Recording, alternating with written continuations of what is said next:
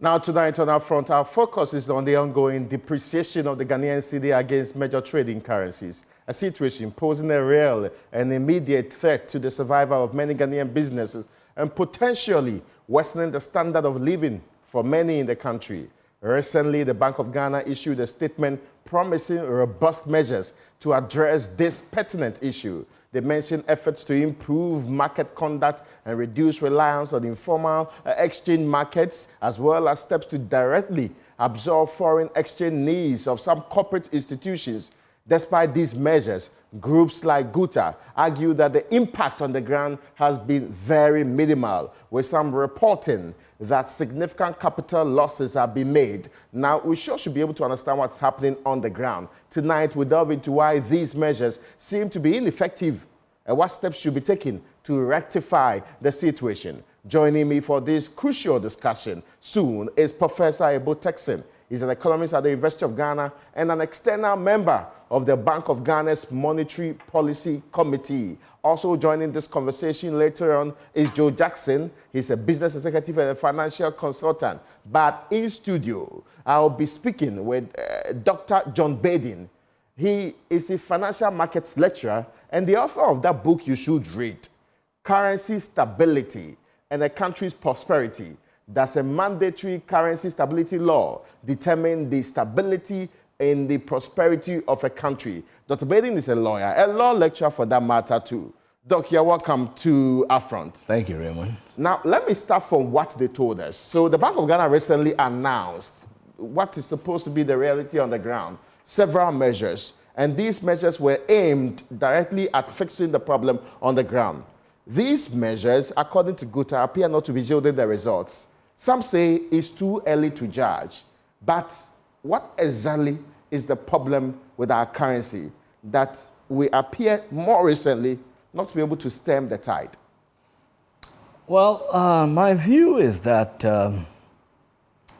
it's either the currency manager doesn't understand how to manage the catalactics of the city, or to simply put it, we need to change what is called exchange rate regime. Our problem is the regime that the central bank is on. How do you mean? Well, the central bank, they claim to be on a managed float regime, or if you will. For me, I mean, it's akin to a free float. However, from time to time, they intervene. Mm-hmm. So here, what it means is that they let market forces determine the value or the exchange rate of the currency. Mm-hmm. Now, let me first take it from the top, because according to the central bank, the exchange rate has recently come under some pressure, especially in the Forex Bureau's market. And the pressure in the foreign exchange market reflected increased demand for higher imports, energy sector payments, and uncertainty surrounding the progress of debt restructuring negotiations with external creditors. This is from their latest MPC report. These conditions have fed into sentiments and contributed to additional pressures. On a year-to-date basis, the Ghana cedi depreciated by 14.6% against the dollar as at 22nd May 2024, compared to 21.8% for the first 5 months of the year 2023, which is really indicating some progress. But, well, I'm sure the business people are not so much enthused about currently what is even happening. This analysis of what's really happening, the factors that's feeding into it, imports, energy sector payments, and uncertainty surrounding the progress of debt restructuring, is that a proper identification of what's currently driving the depreciation? Well, I disagree with them. Really? Yes. I mean, my point is that it's just the regime that they are on. If you are, the law actually mandates them to provide the republic with a stable currency. So if the law says you should provide us with a stable currency, why do you defer to a free float or a managed float regime? No, you can't. So you say are you talking about the Bank of Ghana's Act, or both the Constitution and the Bank of Ghana Act mandates the central bank? Yes, to provide us with a stable currency. To provide us with a stable currency. Yes. some may say it doesn't appear that that's happening on the No, ground. not way, far from it. I mean, in fact, if I were the governor, I would have resigned. Why? I mean, he has failed totally. He's a failure unto himself, and he's also failed the nation. You know, when the governor came into office, the exchange rate was 4.26. Yeah. And now it's what, about 15, 16? About 15. No. Just today, we were given indications from the groups that we know, that is specifically Joy Business had put out the data saying that when it comes to the dollar, it's 15.15 I saw, to a dollar, I entered 19.37 to the pound. And in the case of the euro, it's actually 16.49 to 1 euro. And the hotel rates are nearing 17 cedis to a dollar. The hotels are, you know, exchanging for 16, 70 and above. Well, that's strange. Give me a second. Let me bring in Mr. Joe Jackson. Mr. Jackson, I hope you are doing well. Mr. Jackson is a business executive. So you understand how business are feeling under these conditions. We were just trying to put into perspective the view of the central bank, which stipulated that the current pressures on the cedi are predominantly from what's happening with the uncertainty around engagement, the debt exchange with the external creditors. The other point they also make is the amount of money we need to get some crude also into the country and other issues that's affecting it. They also indicate in their MPC that unlike last year's first 5 months, this year depreciation has only been 40%. Last year it was 21%, indicating we are a bit well off compared to what happened the last year. Is this a proper understanding or capturing of where we are currently? Good evening to your viewers and everything. You know, sometimes someone has a sore on his hand, and what you want to do, oh no. Well, I should be able to get Mr. Jackson back on. This might be a slight technical issue with his connection to us. He was trying to put into perspective what the central bank has been gained. But in studio with me is the man who just told me that the central bank governor ought to let go the office he's occupying. Oh, yes, for sure. But he should be able to justify this comment. I mean, because he has failed. I mean, when he came into office, the exchange rate was 4.26. And if it's 15% now, what is the quantum increment? I mean, it's so significant that he ought to bow out. But is there a reasonable expectation that the central bank governor or the central bank will be able to tame exchange rate problems in a country like Ghana? Why not? A country that's import dependent. You know what? It's all about, you know, anytime I come here, we tend to speak about the rule of law. It's about, see, the central bank, as far as I'm concerned, when it comes to the management of the cedi, it is out of line. It is lawless. It is lawless? Yes, it is. The entire Bank of Ghana? I mean, they are lawless. And I'll say that again. Why do you say so? Because the law says they must provide us with a stable currency. And they know what a stable currency is. I mean, the way the cedi is, you know, is getting battered, or the exchange rate, you cannot say that, you know, the cedi is a stable currency. The law mandates them. But was that a reasonable expectation? Listen, that we get a stable currency in a country like Ghana? Why not? The law says provide a stable currency. It doesn't matter how you get there. You must get there. Really? Yes, you must get there. But the law should have certainly known that when we are import dependent, well, then, and there are other external factors that affect you as a country, well, it may be quite difficult to expect that anybody will do magic with our currency. No, not at all. Not at all. I mean, it's in the Constitution. Article 1832. But is that justiciable? Well, as far as I'm concerned, it should be. It should be. It should be. Unfortunately, the Supreme Court dismissed an action, you know, some time back. But you mean your suit? Yes, we filed a lawsuit against the Bank of Ghana. And, well, the Supreme Court gave their own reasons for dismissing the matter, but they should have actually gone into the matter. It's unfortunate. Which means that your interpretation of the law is not what's supposed to be, isn't it? Well, you know, they gave their own reasons, and for their own, you know, if you will, They just, it was a discretion. They, see discretion. Here we go again. It was their discretion to dismiss it. But the thing is that they admitted jurisdiction. Okay, that's an interesting point. Yes. I'm interested in exploring this with you and the solutions that you have in that book that you authored some time ago. But let me go back to Mr. Jackson. I lost you when you were trying to put in perspective what is happening and whether or not you have properly captured or diagnosed the problem. First of all, forgive me. We lost power, which I think all of us can identify with. So I have now my phone's torch on, so I may look a bit dark. Listen, I'm just saying that you can't fix this problem by applying a band-aid. The cedi has been depreciating steadily for how many years now? Obviously, the solution can't be just speculation. The solution can't be just the poor abochi in the streets. The solution can't be all the little things they talk about.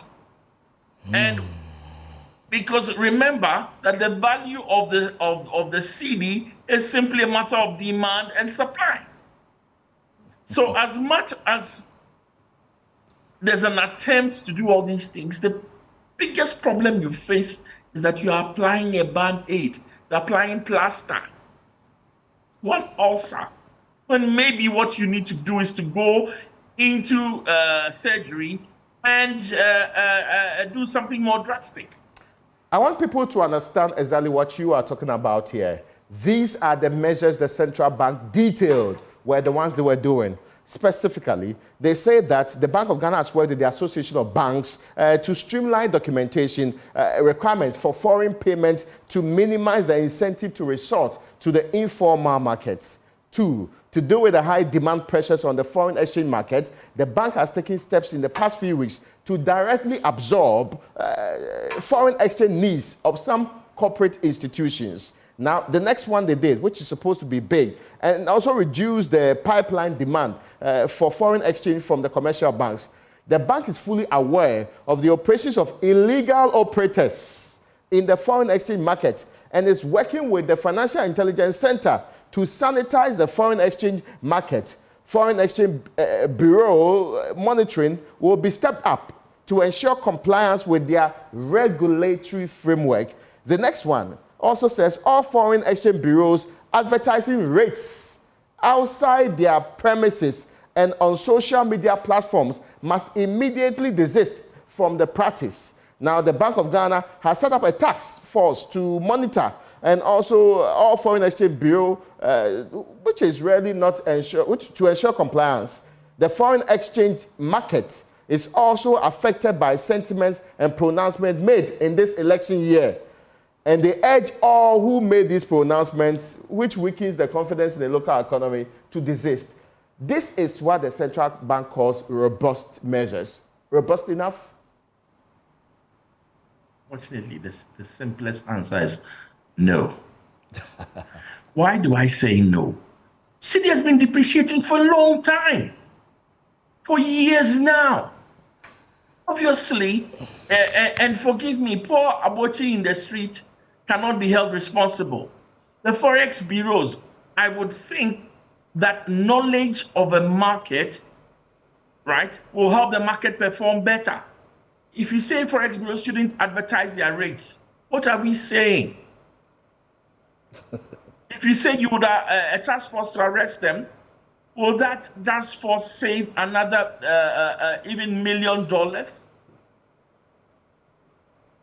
Listen, this cannot be fixed with a plaster.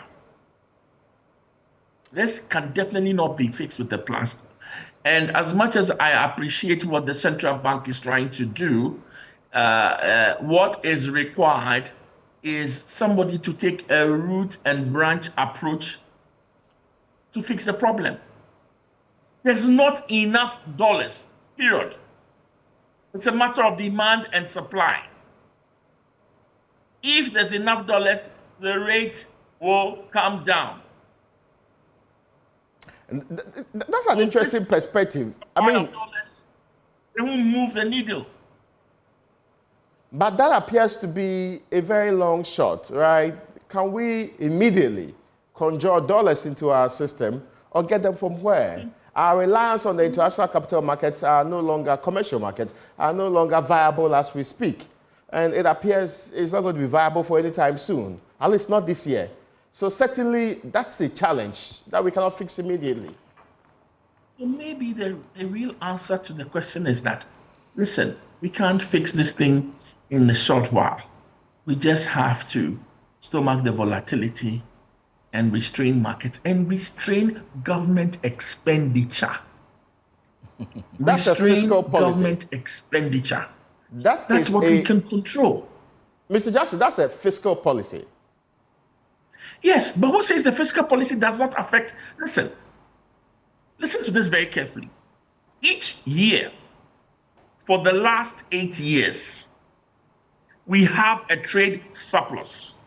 This trade surplus means that the value of our exports is higher than the value of our imports. Then when other things come into play, we run short of dollars. If it was purely a matter of import versus exports, the cedi will be appreciating. It is the other things that come into play that makes us run short. What are the other things? Retention, transfers by government. So by the time we finish, the current account is negative. And I challenge anybody to tell me that we don't export enough in this country. That's not true. We don't retain enough of our exports. Oh, okay. When we export oil, we only get 17%. When Nigeria exports oil, they get 51% of the money coming back. When we export non-oil commodities, we get as low as 6%. Botswana gets 51% of its diamonds. The challenge is not where they're looking. The challenge is with ownership of our industry. Maybe the quickest answer today should be that all gold mining and other mining companies who are exporting our what do you call it? They're commodity, exporting our produce for dollars. They should pay their taxes in dollars. They should pay their royalties in dollars. We should enforce local content laws. Just maybe that will make the cedi appreciate much faster than what we are doing. But the central bank says it's really increased demand for higher imports and energy sector payments, which is really putting the pressure on the cedi. I ask you, challenge me. What was the value of imports in this country? Even in this year, what was the value of exports? Which one is higher? If I will be told that we have trade surplus, so effectively the exports will be higher than the imports. So why are we saying that the issue is with imports? I mean, I'll just read it to you what the central bank is saying anyway. Yeah, and I'm saying that the issue cannot be with imports. The issue is with the value we retain. So maybe it's not the central bank that's going to fix it. Maybe it's Parliament. Okay. Maybe it's Ministry of Finance. Maybe we are all looking in the wrong direction. Let's legislate. Let the mining companies, let them pay their royalties, their taxes in dollars. Let us enforce local content laws with massive penalties. Yes, maybe that will bring down and make the cedi look better than it is.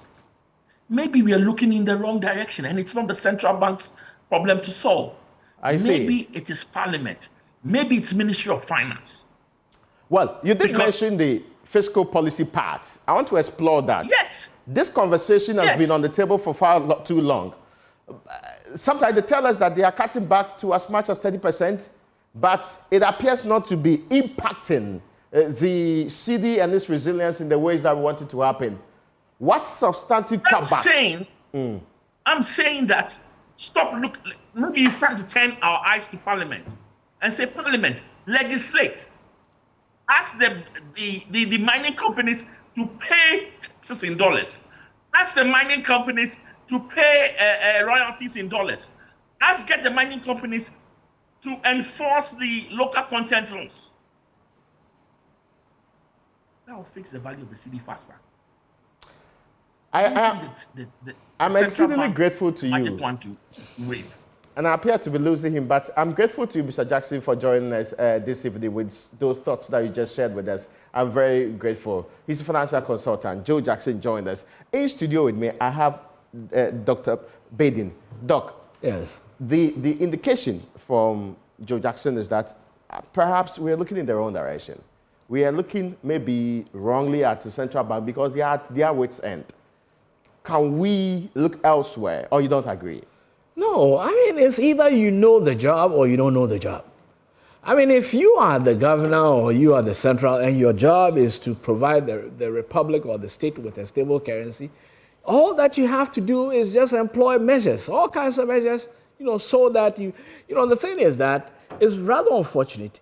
We as a country, to date, we haven't even defined what a stable currency is. So the central, yes. So that's what. So what they mostly say is that they are ensuring relative stability. Well, what does that mean?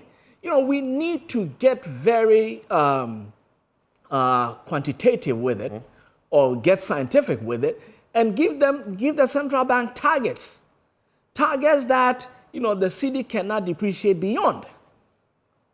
Should that happen, the head must roll. That's all. Oh, I see. Yeah. And would it require Parliament? Because there's a lot of... Yeah, sure, why not? Why not? I mean, it's all about rule of law. Listen, in central banking, I mean, usually, there are two things. It's either monetary policy based upon rules, that is what we call rule-based monetary policy, or discretionary-based monetary policy. Okay. And right now, here they are on discretion. They are not on rule-based. Or at least they have chosen to overlook the rule. But there are no repercussions for that. No. Because we haven't even defined what a stable currency is, let alone. So now, what is it? So it's so abstract. Yeah. The thing is that we have to get serious about this matter. Our happiness and joy, our prosperity, everything is tied to the cedi or to the currency. How do you mean by that? Listen, currency is a medium of exchange. It is strategic. And every state, its prosperity, its happiness, its sorrows, its joy is all tied, to the strength or to the stability of their currency. You got it. I get you. If your currency is unstable, the whole society or the state is unstable. Because you cannot plan, you cannot invest.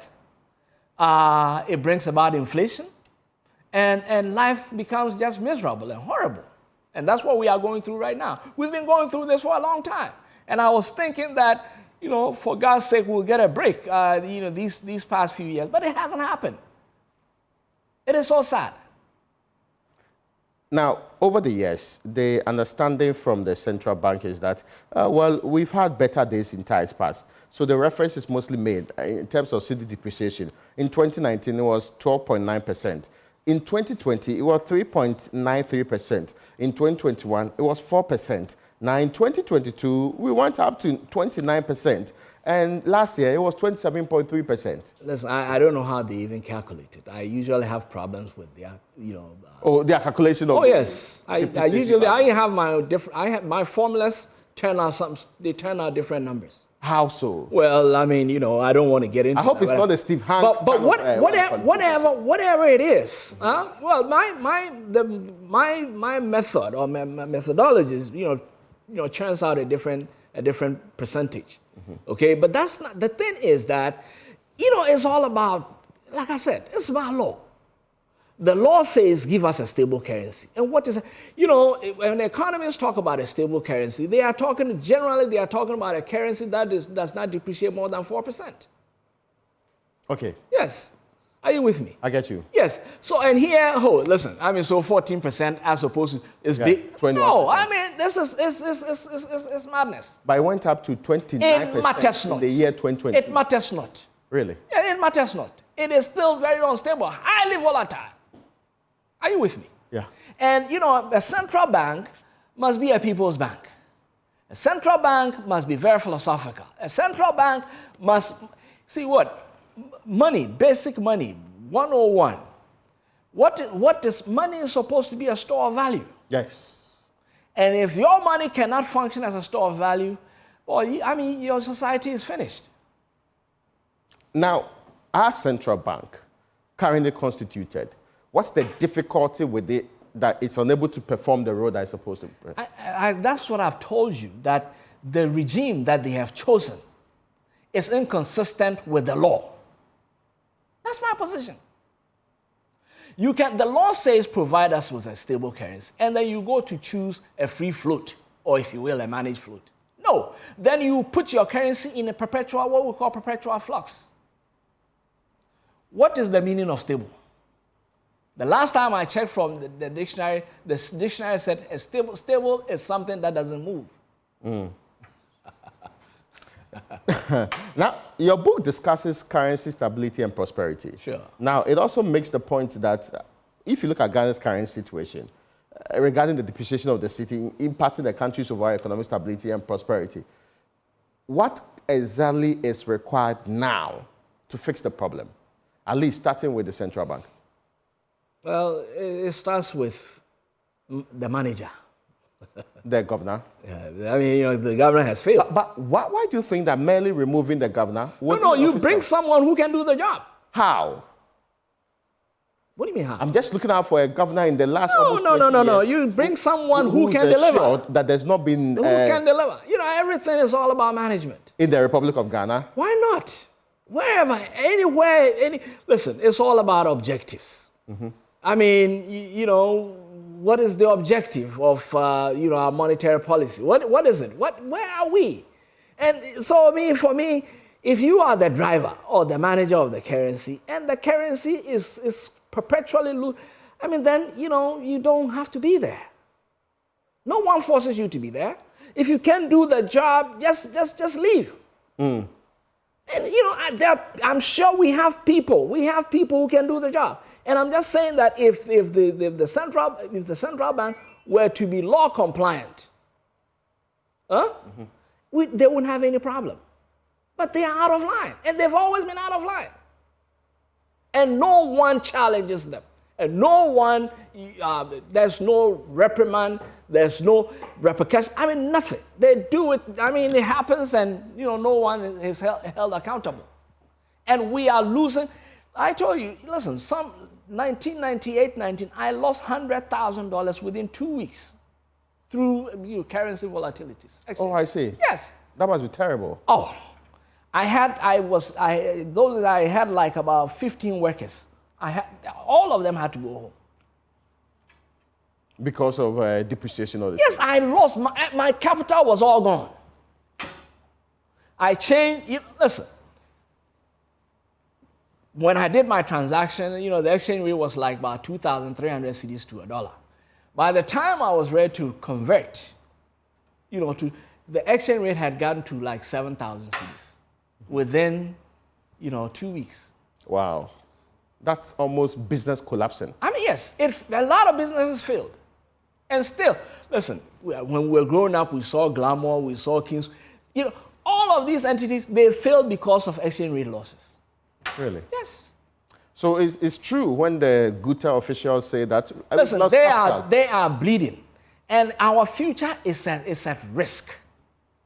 Because there's no incentive for people to venture anymore. Oh, okay. Yes, you know, listen, I don't know. The central banking is very philosophical. I don't know where their philosophies, you know, sit. Because you need to give people the incentives for them to be productive. You need to give people incentives for them to take risks. But here, where is it? You venture and you are doomed.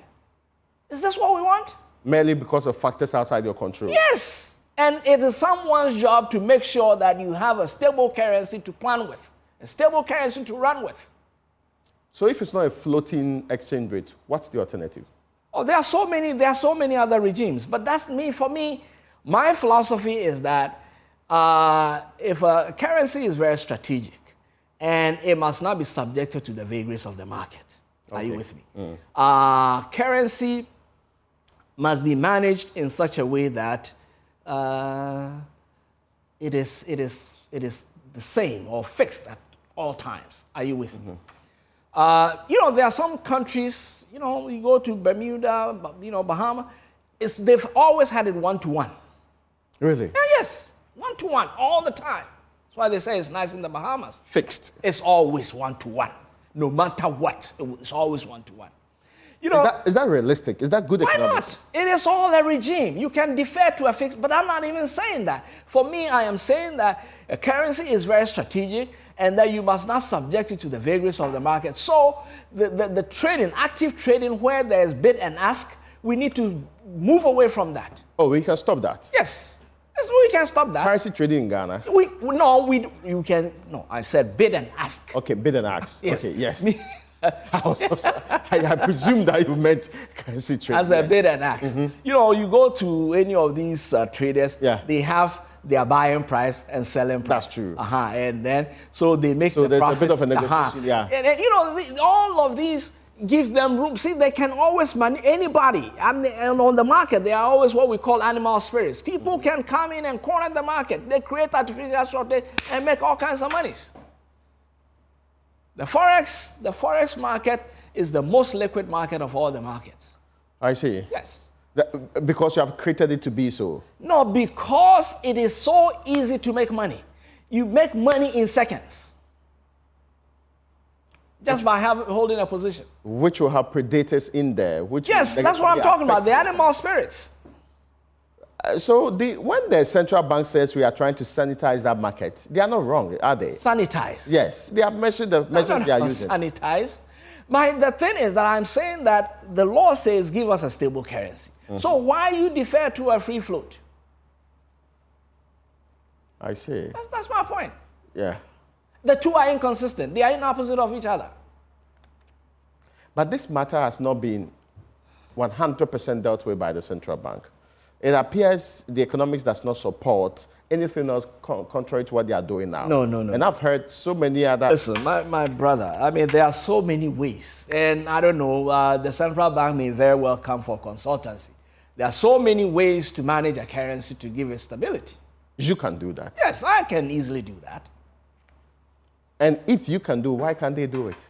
Well, I don't know. I just don't know. That is why I'm saying... The array of qualifications at the central bank today. Listen, and the amount of money we are spending on that particular institution. I don't know. Billions of But the thing is that the question is, have they made the mark? Okay. They haven't made the mark. No, they have not done Yes. it. So if you haven't, then it means you have failed. Then it's either you don't understand it, or I do not know. What's wrong with you? My guest in studio is Dr. John Baden, and we are looking at the currency problem. We had not long ago Mr. Joe Jackson on this one. We're hoping to have a member of the Monetary Policy Committee, an external member of that committee, also join us. Maybe insight from within can give us a better appreciation of where we are supposed to be and what we are getting wrong. But we are discussing the robust measures of the central bank, which appear not to be yielding results, at least according to industry players. It's not meeting the needs of industry today. Not only industry players, we all feel it. It's true. For that, it affects everybody. Yes, we all feel it. It even impacts inflation anyway. Listen, let me tell you something very personal. I have been so depressed for the past 3 weeks. Really? Yeah, very, very depressed. How so? Because of the currency. Listen, it's a national security matter. I'm telling you. But when you say you are depressed, it affects all of us. I am but depressed. How is it targeting you personally? Depressed because my money is losing purchasing power. I cannot plan. I am afraid to invest. I'm afraid to take any risk. No, that's to the extent that sometimes I think about leaving the country. Really? Yes. It's that bad. But you've been living elsewhere. It is that bad. Listen, you want to be in an environment that you can progress. You cannot progress or prosper in in an environment that has an unstable currency. Even for you, and with listen, the my thesis is this. An unstable currency equals an unstable country. That's my thesis. The evidence backing that being what? Yes, I mean, and you know, I have done all kinds of studies. Okay. Yes. Here or elsewhere? Yes, you know, if you read my book, I mean, I have understudied about 50 countries and currencies. Are you with me? Yes. And there's always a positive. Listen, if you and even Maynard Keynes, you know, in the Great Depression era, you know, one of the founders of the IMF. Yes. Yeah, he said that there's no country that has gone through turbulence that has not been linked with currency instability. So if we know this, well, do we know? If we know, we would not be in the situation that we are in now. We have our practice or our way of managing this kind has been the same since 1990 or maybe. Inflation targeting. Listen, we are talking about bringing about currencies. And even the inflation targeting, I'm not even sure if we really understand. Because, I mean, inflation is all over us. And we are submerged in it. Give me a second. Let me bring in Dr. Ebo-Texin. Dr. Ebo-Texin is Professor Ebo-Texin, Prof. Is at the University of Ghana Economics Department. Professor Ebo-Texin is also an external member of the Monetary Policy Committee. Prof, joining this conversation is Dr. Baden. Dr. Baden is of the opinion the central bank is failing woefully in that role of making sure that this country has a stable currency. What do you think? The question, please. I'm sorry. Yeah, Prof, can you hear me? Yes, I was asking whether you also agree with the assertion by Dr. Baden in studio that the central bank is failing in its constitutional mandate to ensure a stable currency. I don't subscribe to that. There are a variety of reasons why the currency is not stable. The central bank can do so much, but beyond what the central bank can do, there are other conditions that should be prevalent for the central bank's intervention and its policy directions to stabilize the currency. As we speak, there are so many instances of the violation of the forex regulation in Ghana. And so, no matter what the central bank does, if the average Can hear him. I'm afraid I'm losing you, Professor Ebo-Texin. I'm absolutely interested in what you're saying, but the line is a bit bad. If you could reposition yourself, I suspect it will be better. Okay, Ramon, let me. Oh, this is fantastic. Yes, please. Yes, can you hear me now? That's perfect. Yes, I'm saying that it is not a failure of the central bank's mandate to stabilize the currency. The central bank has a role to play in stabilizing the currency, but of course, there are underlying factors that, when they come to play, it limits the central bank's role in stabilizing the currency. As we speak, there are so many violations of the forex regulations that are taking place now, for which reason we've seen some sort of pressure on the cedi because of the sort of violations that are taking place on the local forex market. And not until the security agency, not until the average businessman or the average client conforms to the forex regulations, the central bank's role in stabilizing the currency can only be of limited use in the stability of the currency. So I do not subscribe to anybody who says that the central bank is not doing it.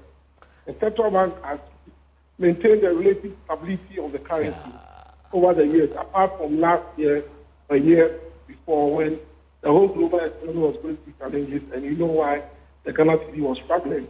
But from last February up to about the first month of this year, we saw a relative stability in the cedi. So it cannot be the fault of the central bank in trying to hold the cedi against the foreign price. There are a variety of reasons that we can describe. The argument by Guta is that even the current measures recently introduced, reiterated in the MPC report, appear not to be yielding the results because they are really losing out big time. No, Raymond, policies take a lot for them to have an impact. I mean, the regulations that were clearly thought out, the attempt to minimize the activities of the power market and affecting the rate of exchange, and other things have just started, and it will take a while to. How long? But Raymond, what you need to note about the currency is that it is always on a self-fulfilling prophecy. I mean, the way the currency has behaved over the past 2 months has led a lot of people to speculate on the strength of the currency. And anytime people speculate and into the future, they speculate further depreciation. Everybody makes a move that depreciates the currency now. So the exchange rate is always on a self-fulfilling prophecy. So some of it is expected, but once the forex regulation kick in and the interventions, the unauthorized interventions that have been put in place, unconventional methods to get the forex market to operate the way it has to operate, and the city gains stability, it will again go on the self-fulfilling prophecy of getting its strength as soon and as fast as possible. The episodes of that in the immediate past, and you know what I'm talking about. So, yes, these are challenging times. We need to have confidence that the central bank has the ability to maintain the stability of the currency. When all things are equal, then it is trying as much as possible to get the agencies also to get involved to ensure that all things are equal, so that whatever policy intervention the central bank is putting in place to stabilize the currency would really stabilize the currency. Now, there are certain external factors that are beyond the central bank's reach, or which its policy direction to stabilize the currency will have a limited impact. Very well. There's a question, though, about when are we going to see results? You said it takes some time, but we are in June of 2024. When are we likely to see results? So I told you about the soft prophecy of every currency in terms of the depreciation. I mean, once a fair amount of stability is maintained, even what has gone on over the past 2-3 months, we expect the city to pay back its strength. The underlying factors that should normally determine the direction of the exchange rate are not the factors that are driving it now. And once those other factors that are driving the exchange rate are brought under control through the unconventional policies that we have, the central bank is putting in place, I expect the city to gain back its strength. The concern, as one of the issues that the central bank raised, is to do with pressures from also imports. It is the contention of many that a country that has a trade surplus cannot really be complaining about imports impacting its currency in the way that causing the current depreciation. Yeah, but you should know, Raymond, that the trade surplus, if you talk about the oil export, do not normally really come to Ghana, if you ask me. We don't own the oil that we export. While the trade showing an if coming about minority sector. So the underlying price we have, and that has gone ahead. Finally, the question about whether or not there is hope on the horizon. Can you give hope to the people? There's hope. I remember about 2 weeks ago, the Minister of Finance gave assurance that the central bank has not pushing the. I cannot put the market. They have to at a rate. It is optimum for the street getting. It is other factors that are played of this that are going on. And once the central bank have to attack, send the tax, the city will get back. That is how a kind when other. Sorry, Prof, I need to wrap up with you soon, but I cannot hear you. So if you could slightly reposition for me, I'm so interested in what you're saying. Can you hear me now? That's perfect. I'm saying that the issues that are affecting the exchange rate now are unconventional issues that go beyond the central bank. But so far as the central bank is concerned, Ghana has enough reserves that can be used to try to cushion the cedi. But of course, there is a limit to which that can be done. All Ghana's buffers cannot be put into stabilizing the currency now. So the central bank is doing as much as it can, and also ensuring that the local forex regulations are upheld by every person in the market, the forex market, both the forex bureaus, individuals, the banks, and all of that. And the security agency should ensure and support the central bank this drive to try to minimize the impact of the power market in driving this exchange rate that we find currently. Once that is done, and with the intervention of the central bank, we should expect that the cedi will gain back its strength. To a hoarder today, what advice can you give? To who? A hoarder, somebody who's already thinking about going to get more dollars. When you hoard, and you are doing that for speculative reasons, you know speculative bubbles will always burst. Yeah. And so you have to be careful. Those who gain are only the ones who will begin to sell at the point where the bubble is back and they make gains. And if you hold on, you might find out that maybe you bought a cedi at 14 cents now, and it might the dollar at 14, it might get to maybe 11.5, and you'd have lost out. So for those who are hoarding, I'll ask them that this is not going to live long. So they should be careful they don't make losses in their speculative behavior, because the cedi will always be strength, while all the other factors that are causing the decision now have been controlled. I am grateful to you, Professor Ebo Texin. He's an economist at the University of Ghana Economics Department. Final words from you, Dr. John Badin. Just what you heard, the hope given to the people, and all the things that has been said about the central bank. Well, but my position is that the professor is still singing the old song. Nothing new. This is the way they've been managing the currency ever since, and we haven't seen any progress. We have